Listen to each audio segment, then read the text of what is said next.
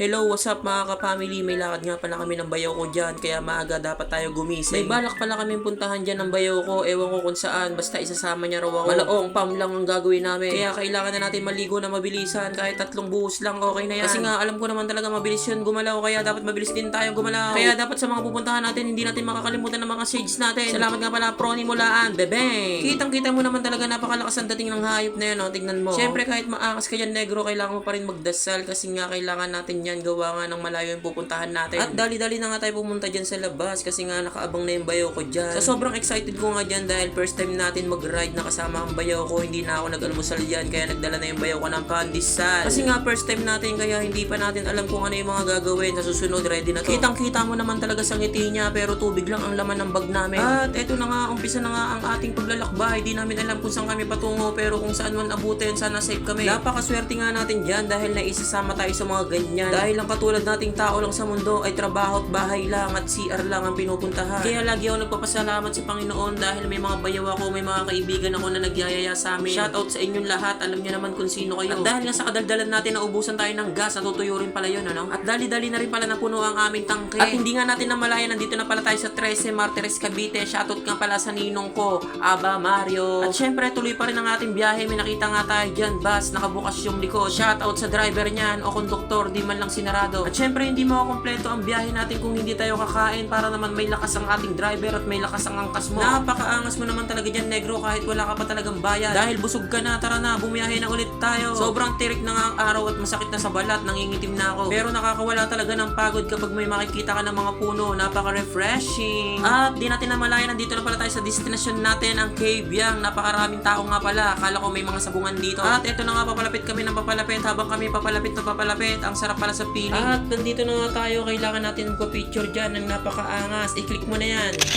Siyempre, hindi lang dapat ako may picture, kaya i-click ko na. Kaya ano pa iniintay natin? Pasukin na natin to.